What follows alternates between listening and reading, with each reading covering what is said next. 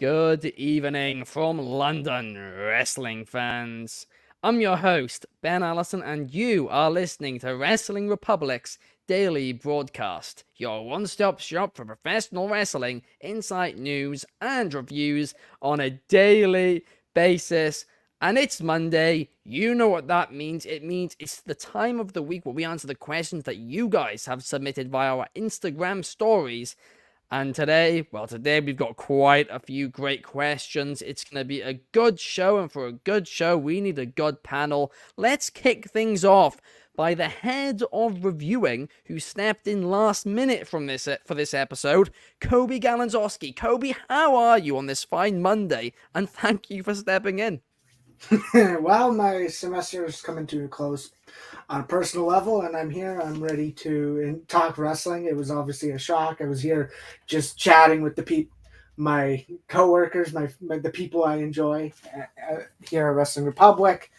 And I guess, I don't know if someone else fell asleep or not, but we have no idea where someone is, and that may or may not be good. But I'm here. I can be on the show if I need to be, and I'm here. Especially on the day I created, Mailbag Monday. Yes, Mailbag Monday, the brainchild of Kobe. But it's great to have you here, Kobe. I mean, we've got a couple of commenters. Firstly, we've got Rashid. Hello, Rashid. We've also got Cool Gamer and Numero 1 Superfly. And for those of you guys who've been watching this podcast for a while now, you will know somebody who used to be on this show right at the beginning. Well, he's back a couple of weeks ago. When CM Punk returned to WWE, Triple H said that it was a mighty cold day in hell. Well, today must be below freezing. Welcome back to the show, Soul. How are you? Wow, this is weird. Seeing this old background again, and well, probably the viewers who last saw me once I had my head shaved just after Mania. I was in a leather jacket and a nice white t-shirt. I'm back, suit and everything. It's a new era, new me, you know. It's good to be back, like you said there. You know, we all thought hell froze over in the wrestling world, you know, with Punk. But I guess it's frozen over for a second time with me coming back here for the daily. So I guess I'll just finish up here by saying it's good to be back. And, well, folks, what do you want to talk about? Let's get right into the first question then and see what they want to talk about. And the first one is at Pedro_XCX wants us to talk about the Judgment Day, specifically how we would book the ending of the Judgment Day. Now, there's been a lot of criticism over the Judgment Day. I've already said it before. I'll quickly repeat myself one more time because I'm seeing it all over social media this week. People saying that the Judgment Day is a bad faction. Is their booking repetitive? Yes. Are they a bad faction? Absolutely not. And I'll tell you why they're not. Rhea Ripley is now a superstar. Damian Priest is now pretty much, near the main event picture. He's Mr. Money in the Bank. Finn Balor? Yes. Maybe he's taken more losses than he did before. But he's on TV way more than he was before too. And he's also a tag team champion. And then finally, last but certainly, Mysterio. I mean, the guy's the most hated guy in the company, and not go away heat, but people actually, being drawn into their screens to boo him. I think they've done a fantastic job. They just need to stop doing this repetitive booking. But the question here is, if you were to book the end of the Judgment Day, how would you do it? Soul, I'll start with you. How would you book the end of this faction? Oh, put me on the spot for my return. Great, cool. Let's get on to this. So, I think let's fast forward to Royal Rumble time, right? You know, the Royal Rumble is a very fun event, and I love it myself. It is an absolute banger event. But for the Judgment Day, I think we should go in and basically sort of feel like everything's fine. There's no distension, everything's good. They're all happy and joyful. You know, Dominic saying "Mommy" and all that, and everyone goes, "Woo, this is awesome." That's the hip thing with the kids nowadays. But I think for the Royal Rumble, you want to go out with this event with one clear thing. You want a new champion. You know, first pay-per-view, 2024, you want to start off big, right? And so I think Seth Rollins should challenge somebody, right? Anyone in the roster, right? And Punk's on commentary, because he always says, nobody can touch me on commentary, right? And I think he should egg on Seth, that. And after Seth comes down off his match, goes down to the commentary desk and he just punches him, right? And he hits the turnbuckle, like the steel beam and all that, and he's knocked down on the floor. Damian Priest comes in, cashes in, and he becomes the new World Heavyweight Champion. So that way you then get Seth and Punk at Mania, and then Damian Priest can go in as a champion, because I feel like if you're going to do a feud with Steph and Punk, you don't want a title in it because it can sell itself. So what do you do with Damian Priest at Mania with the title? Simple. Something I think all you guys have probably debated for the past couple of months. Damian Priest versus Finn Balor at WrestleMania. And whatever result you get out of that, you then basically lead into the, no one can trust each other anymore. And at SummerSlam, to finally finish up the Judgment Day, I would have a tag match. Finn Balor and Dominic Mysterio versus Damian Priest and JD McDonough. That is how I would fully wrap up Judgment Day as a faction.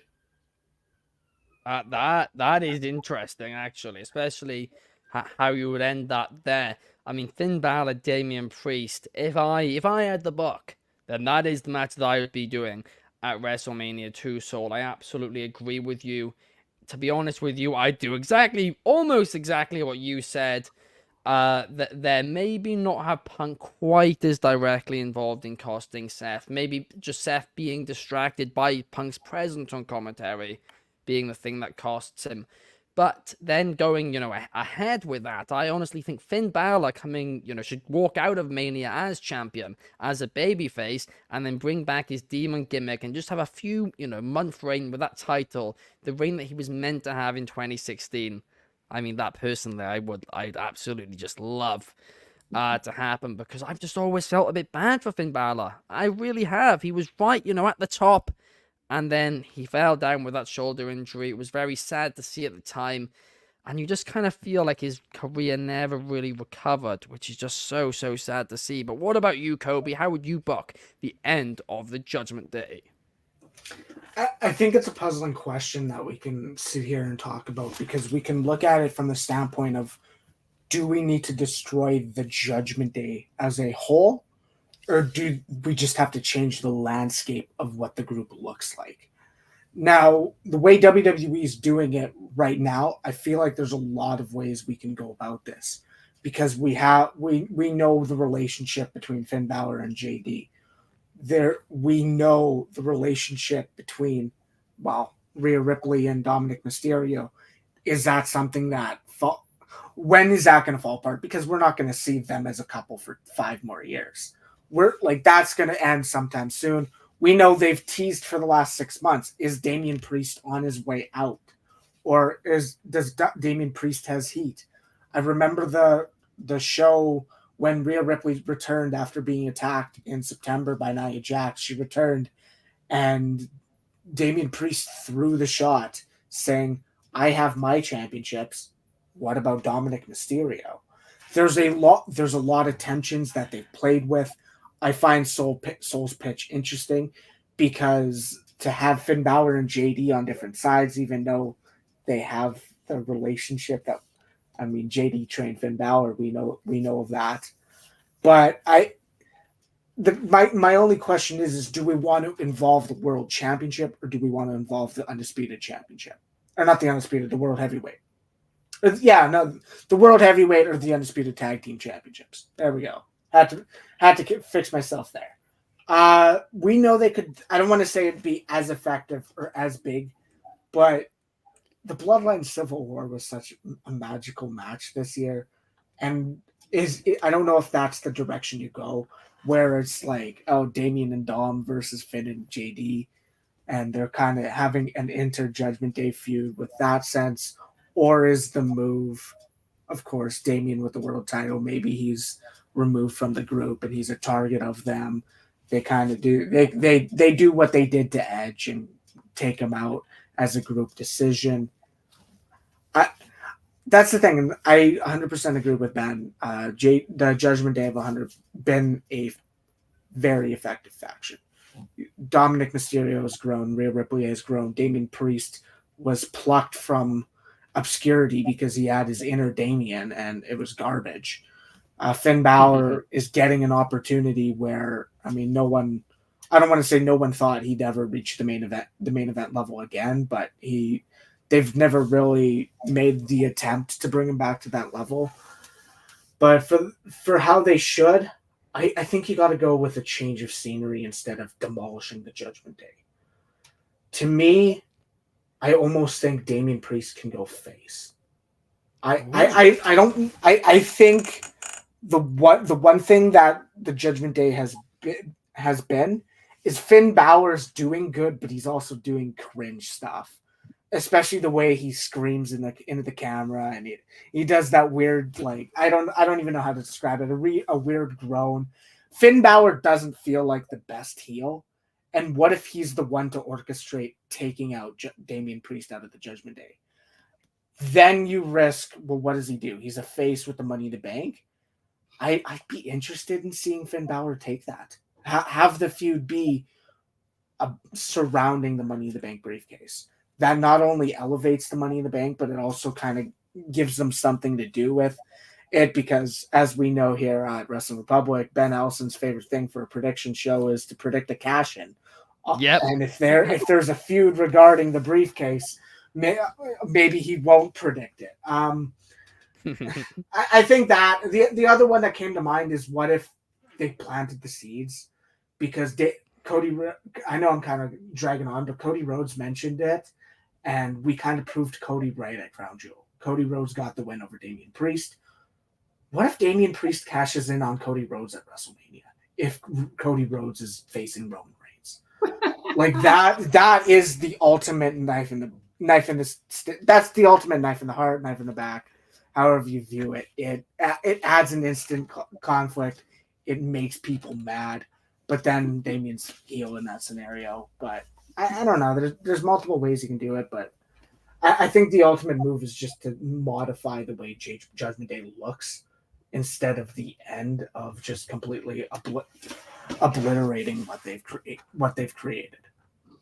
I mean, that if Damian Priest cashes in on Cody Rhodes right after he's ended Roman Reigns' historic reign, it would be it might just be the biggest. I'm seeing it now, man. Just because when we were at Mania for 39, when Cody lost there, people were pretty mad. I mean, people were trying to rip up the seats that are bolted into the ground using your head, wrestling fans. Congratulations there.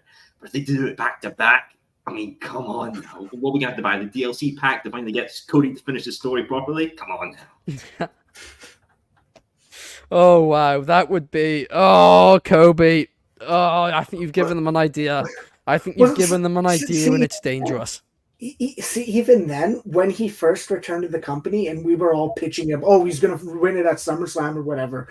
And then they realized they were doing an MSG show in late September. Obviously, the torn pec played a factor. But I was like, I was all for Damian Priest winning the Money in the Bank and giving it to Edge, for Edge to ruin Cody Rhodes' win at Madison Square Garden. I've been pitching this for a year and a half. Like, it's the perfect way to give him the carrot, but take it away, and you instantly have a story. You instantly have a new chapter begin, because he had it and he had it taken away from it. It's booking. It's tedious, but I can see it happening, but I also can't at the same time. I feel like if you end it such a historic way, I mean, we've spoken now for what, at least 12 months about whoever beating Roman Reigns, getting that huge rub. If the person to beat Roman Reigns loses the belt like within a couple of minutes, I feel like some people aren't going to be happy. I feel like some rants are going to be had, but at the same time, you're right. It's good heel heat. I mean, you may be ruining an opportunity to put somebody over, but at the same time, would that make Damian Priest as a heel? Maybe. It's a really difficult one, but now let's jump right into the man who's everybody's talking about, CM Punk, because at Jacob.VL, our good friend over on Instagram, is asking us, how do we feel about CM Punk in WWE? Well, me and Kobe have already spoken about this at length, but somebody who has not is Soul. Soul, how are you feeling about CM Punk in WWE? Right, where's the Leaf Studio button? I'm out of here. Oh, great. You guys remember when John Moxley was in WWE and he had, like, as Dean Ambrose, and he had that very funny meme where it was just him going like, nope. Yeah, that's how I feel about Punk, right? You could throw any question about Punk. You know, you happy, you want to see him do this, you want to that. No, because I don't, like I've said before, like I don't care about Punk anymore. Like you guys will know, like when he was made his return to AEW and was doing all that stuff, like I was the biggest fanboy for it of all time. And I think that's essentially because, you know, I got into wrestling in 2019, so I heard about the mystique of Punk, right? You know, he was the guy who went against the system and was never given the ball and then went away and never came back. Didn't go to any of the competitors, didn't even come back to WWE for like the big paycheck, right? And then it was AEW who managed to do it, right? And it was a good run for a while. I mean, I remember when I went to Revolution and seeing him and MJF in the dog collar match, and I was like, this is stunning to see. Probably one of the most fun experiences I've ever had live. Above Mania, that's a debate for another day. But when he did the all-out brawl thing, it soured me on him as an individual because of just like how off he went. Like he went off about all the company and all the people and all that. And obviously, I don't know what happened behind the scenes, and nobody ever will because of three little words called NDA. Yeah, that's just the way things are in this day and age. So him coming back, it's not going to convince me to watch Raw. It's not going to convince me to watch SmackDown like religiously. I think with Punk, he decided in AEW after, you know, he tore, I think it was bicep after the all-out match and getting the title back, that he knew he couldn't hang it anymore. I think in his mind, he immediately went to, if I can't hang it anymore in this company for a long time, how can I make the quickest amount of money and get the most benefits with the amount of time I have left in the ring? And I think he went back to WWE for main things. You know, yeah, it's a harder schedule, but I feel like WWE will allow him to be like the Brock Lesnar type for the attractions and all that, and maybe not even do the house show circuits. Do the pay-per-views, a couple Raw and SmackDowns a year, and just basically be like the big attraction that can bust out when you need, you know, the break glass situation. But I think that WWE can provide to any wrestler, especially one of Punk's caliber, is the Legends contract, Hall of Fame and all that. How much money you can make off a Legend contract, I think will be more than I'll ever see in my lifetime. So I merely think that is something he wants to go for as well. Nice job security, nice pay down at the end of his career, and he can rest up fine. Whatever he does in WWE, I wish him all the best, and all the fans who love him and, you know, are cult-like for him, good on you. But for me, I'll stick with the Elite and the Young Bucks and Hangman Page any day. Wow. Kobe is loving that. But no, but honestly, I mean, something that you said there, which I did find quite interesting. Do you think that Punk kind of sabotaged himself in AEW at the end there? Do you think that he wanted out and wanted to go to WWE? Is the sky blue? Do I hate English tap water? Of course, absolutely. That's a fact. That's 100% guarantee. I honestly believe he knew, like, Tony was never going to release him. Tony doesn't release wrestlers. You know, he doesn't say people can just go out their contract. He just, like, keep them up. Look at Butcher and the Blade. Look at Bunny. Look at all the other individuals who kind of just went out of the grapevine, like even Stu Grayson and all that, but then coming back. So I think, how do I get out of here? Maybe not in the most legal like way, but a way I can get out safely. And good old Crimea River Jungle Boy gave him the opportunity, and I think Punk took it as his way to get out. I don't buy it. I really don't. I mean, who knows? Listen, anything is possible, right? We can't just sit here and, you know, sit here and say, hey, that's impossible. That's definitely not the case. But I do feel like he came back and he wanted to make, you know, Collision his baby. He wanted that show to become bigger than Dynamite. I really do think that's what he wanted to do. He liked being the star of the show. He liked being the real world champion. And I think he was excited for that feud with MJF. But I don't know. But again, his mentality changed quick. So the one thing that I can attest to, that obviously looking back is, these words soured, is being there live for not one of the first collisions, but I was there when there was two classic matches. We saw the original Beast Bull Club Gold versus FTR match, and I saw Punk versus Joe for the first time in AEW. And after the show, the way FTR and Punk were speaking about the brand, speaking about Collision, I 100% agree with that. They believed Collision was going to be their brainchild. They were going to make the show. They were saying, we're excited to come back and sell this building out more and build this brand further. And obviously smoke and mirrors, maybe that's false, and him just being a good businessman and trying to say, yeah, we're gonna be back here, we're gonna do this again, we're gonna run this back, let's sell out more tickets. But I do believe it. Collision seemed to be a when Collision first debuted, it was a breath of fresh air for AEW, because we know Dynamite's the bam bam bam bam bam, everything. Collision was presented in an entirely different way. It had a new identity, a different identity. I don't want to say it was better, because that's a subjective statement to say, but it had a new identity, and it had something that was different from Dynamite, and that's what you need with these shows. Rampage feels lifeless. Collision has felt different since the change of guard, since Punk has been gone. It feels different, and it sometimes lacks the ability to feel different as well. Yeah. But it needed to, and that's what it was happening in those initial 3 months.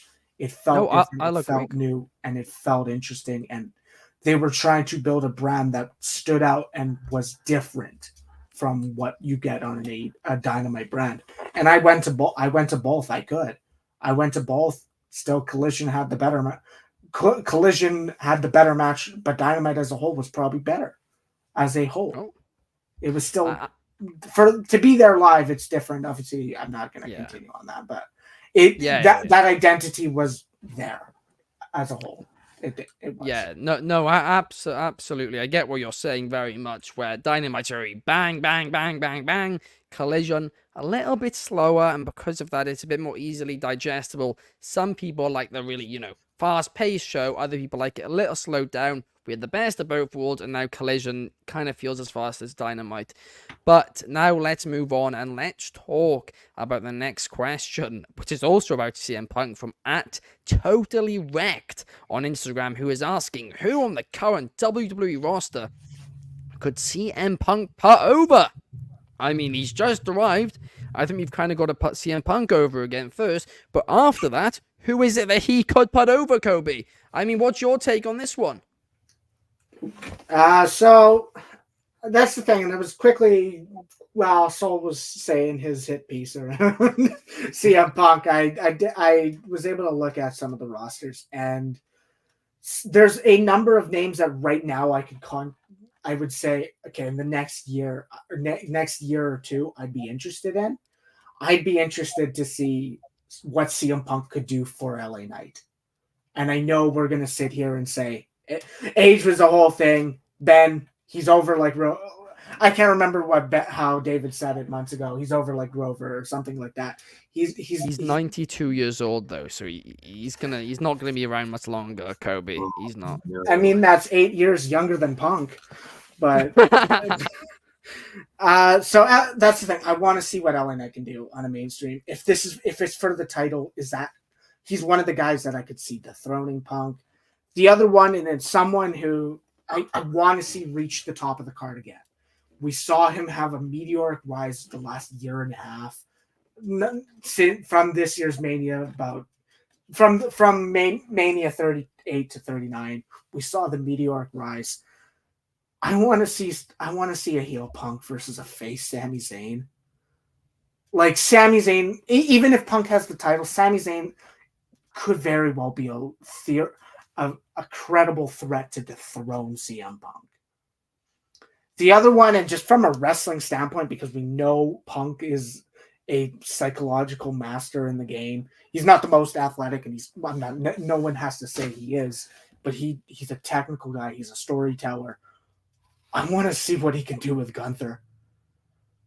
Like Gunther versus CM Punk's a match that, like, obviously it's not one of those. It's not a marquee match like a Punk Rollins, a Punk Roman. It's just one of those matches that we know there's a match in Gunther and Brock that we want to see happen. Punk and Gunther could elevate Gunther as much, if not more, than what Brock Lesnar could do. The two names I want to see that I kind of just saw as Punk versus the future.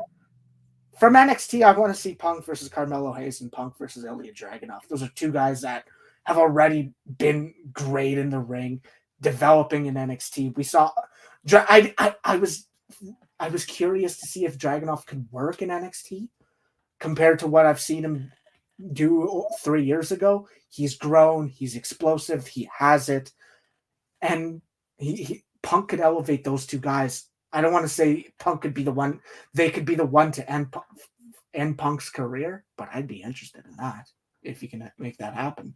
Oh, Kobe, my dear boy, you're missing one name, the one very important name. Somebody Punk needs a bit of a rub off.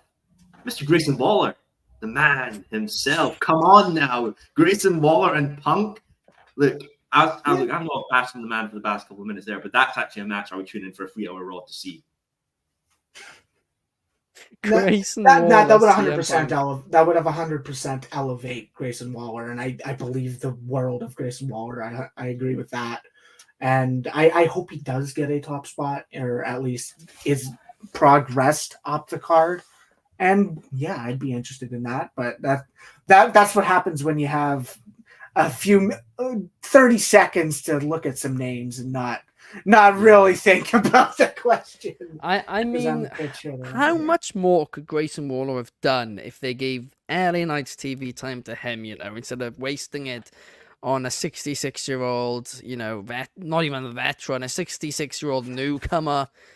I'm only joking, LA Knight fans, I really am. Number one, you had fans jump the barricade, so... Number one Superfly is saying maybe CM Punk could put over Chad Gable, LA Knight, or Jey Uso.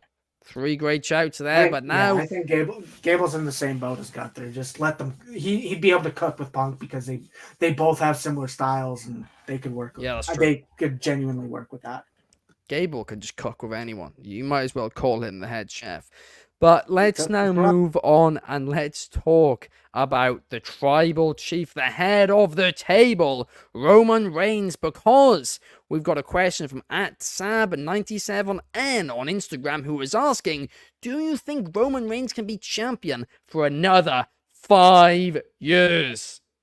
That's a long, long time. He's not even reached his first 5 years yet. Sol, what are your thoughts on this one? I love how we call Roman Reigns the head of the table, but it's a pretty lonely table when it's just him, Heyman, and Solo. Like, we passed like the appetizers, the entrees, the Usos have left after dessert, and now they're just sitting there with a couple of table mints and Jimmy's still there. In fairness, Jimmy is there. But he's like the cousin you see every couple of months who just pops in and out. It's like, there he is, he's there. Look, 5 more years of Roman Reigns. Come on now. I know wrestling fans are some idiots in some way. They're a little special world. They can't even count with the Continental Classic. I mean, come on, you guys, really get back to school, please. But look, you want more years of Roman Reigns. Look, I admit, the guy is a draw. I think he is the definition right now of the superstar who's going to make it big when he eventually drops these titles and he's off to Hollywood and he's starring in pictures alongside The Rock. I really think that's what his career is going to go after this title run.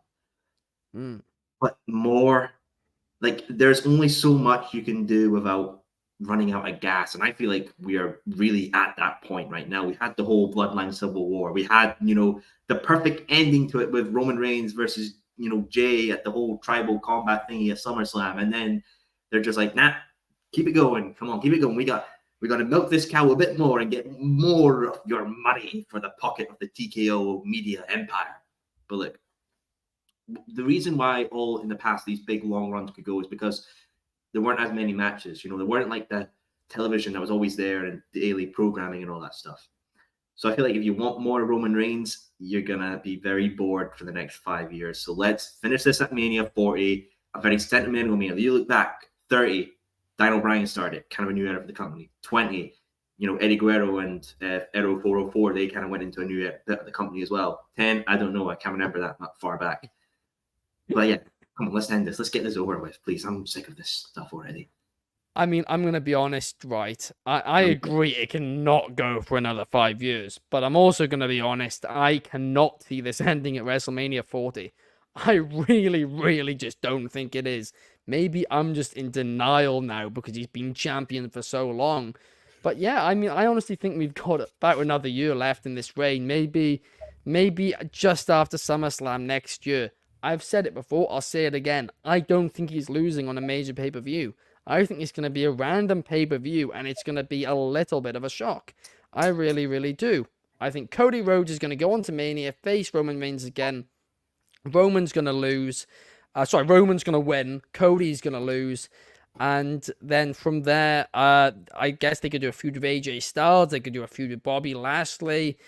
There are still a few names, they can Famous. do, but I agree with you. It's starting to get old. I mean, they've got Jimmy Uso, Roman Reigns as well. Of course, they still haven't done. They've got Solo Sikoa, Roman Reigns. They still haven't done. I'm sure they're going to do all of these. And then, of course, you've got the man we've just mentioned, CM Punk. CM Punk, Roman Reigns. I think that's going to certainly happen as well. And the other one, Rock versus Reigns. Maybe that's happening WrestleMania 41. And then after WrestleMania 41 is when he's going to drop it. I think it's going to be a bit more time, unfortunately. So I do fear that. Well, I've got AEW to cut time yours. I'm happy.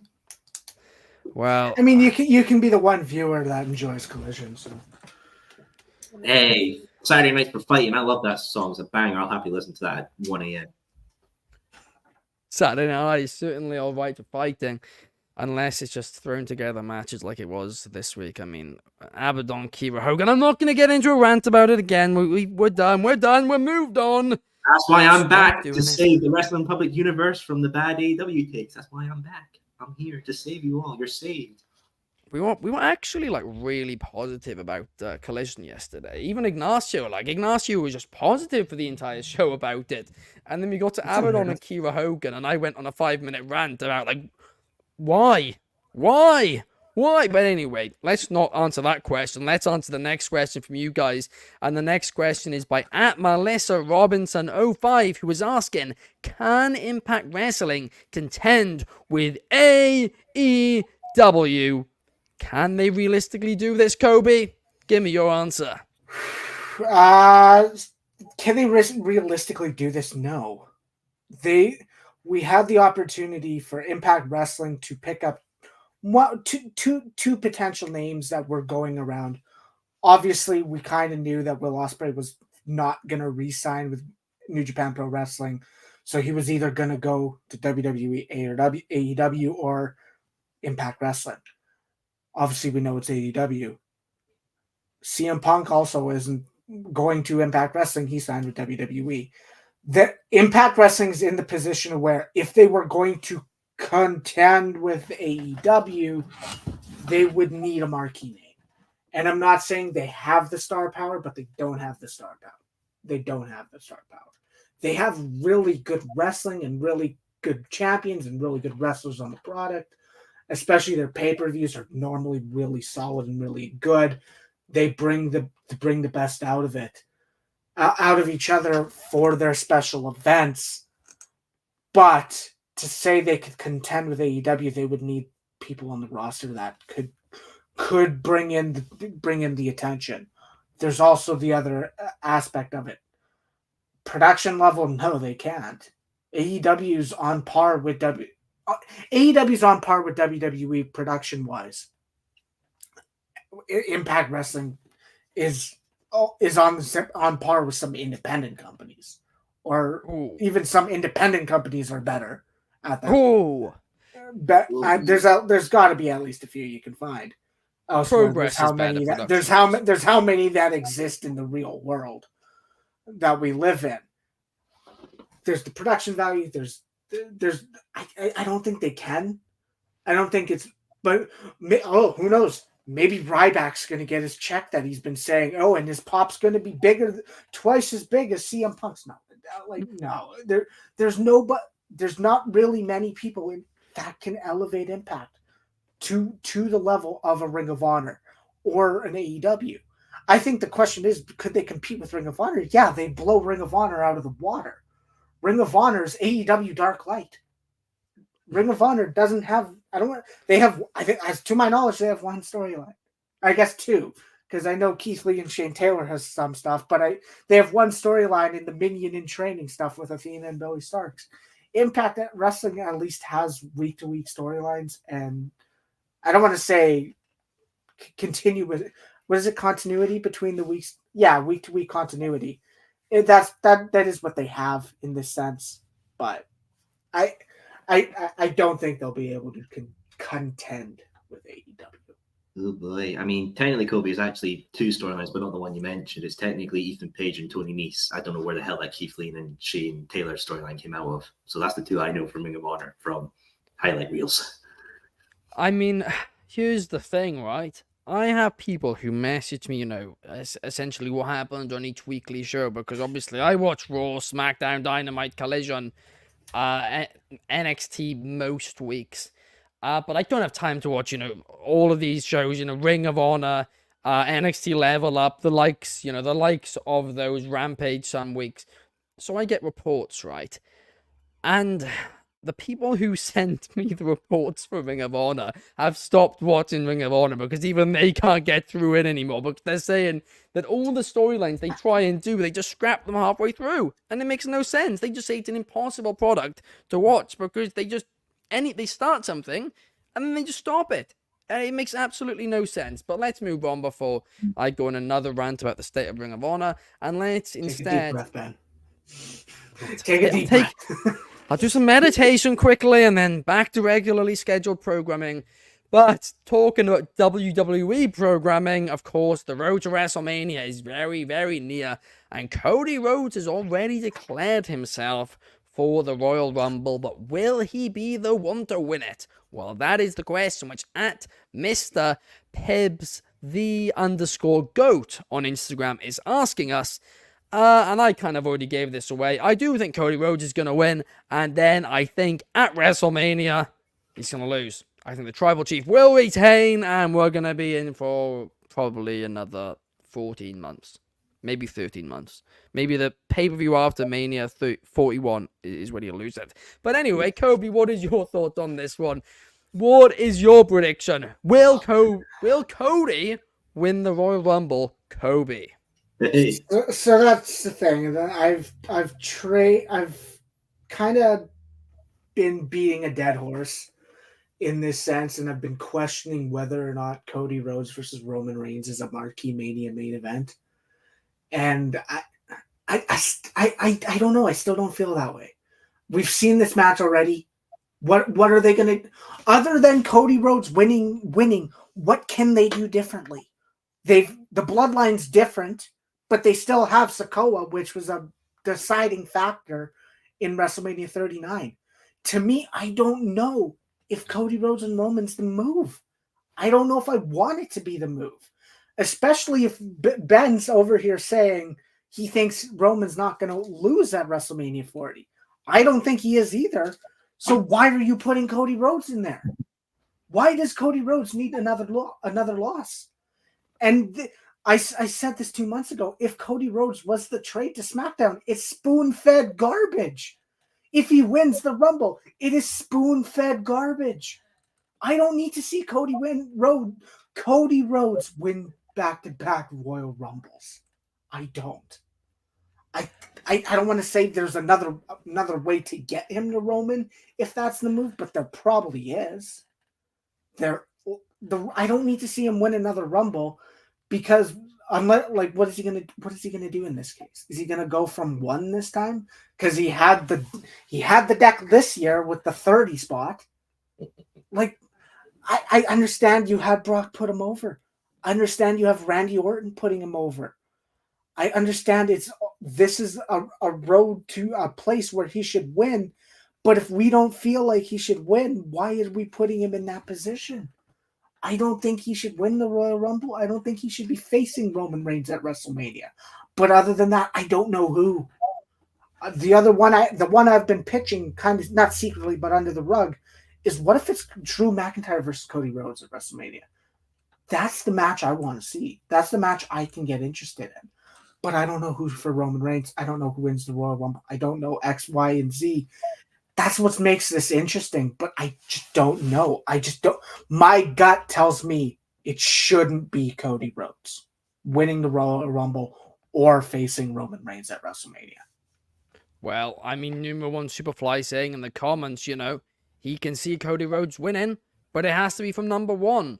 Well, I'm saying this right now, okay? If Cody Rhodes enters at number 1, wins the Rumble, goes on to WrestleMania, loses against Roman Reigns again, which is what I think is going to happen. You might remember that, that moment in AEW where Cody Rhodes pulled out that golden shovel.